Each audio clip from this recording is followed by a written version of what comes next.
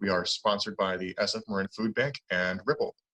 The challenge issued to us by the SF Marin Foodbank was to find a way to reduce food waste, promote volunteering, and increase food donations. As we were completing this challenge, we actually found that there was an intricate network consisting of food donors, food banks, and food charities, all sponsored and staffed by volunteers. During our user research, we interviewed a broad spectrum of individuals, from farmers and restaurants, as well as the food recipients, being soup kitchens as well as food pantries.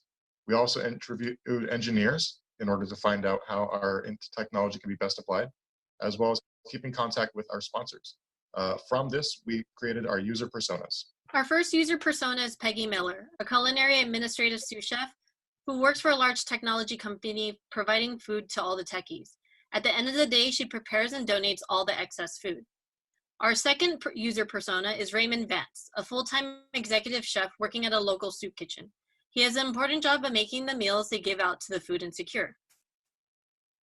A few of the problems we discovered are that the food is only safe for consumption after being transported below 41 degrees Fahrenheit.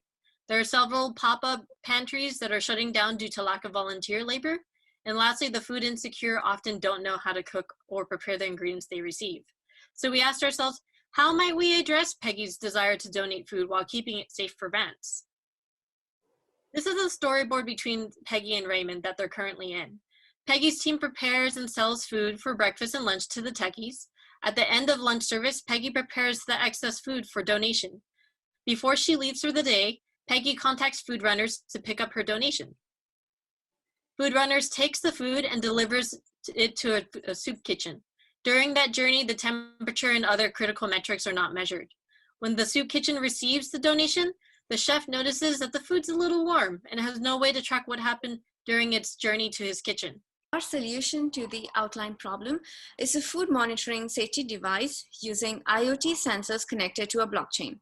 Food donors prepare the food for donation and place them in a donation box equipped with a hardware IoT sensor to monitor vital parameters like temperature, humidity, and GPS coordinates.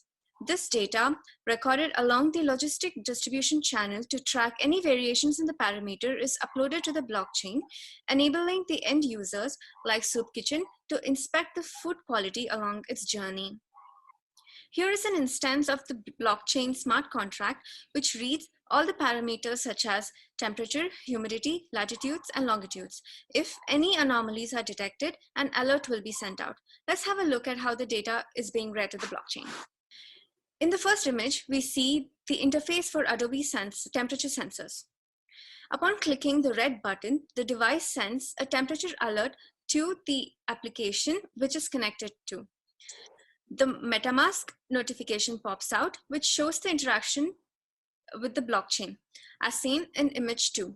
Now the food donation tracking page is open, and then we can see the alert has appeared now, as seen in images 3 and 4. We designed the device which integrated with sensors. The device is shown on the right is as small as mobile phone. Our device is able to measure temperature and humidity information and record the location as well. The temperature are displayed on screen so that people can locate it.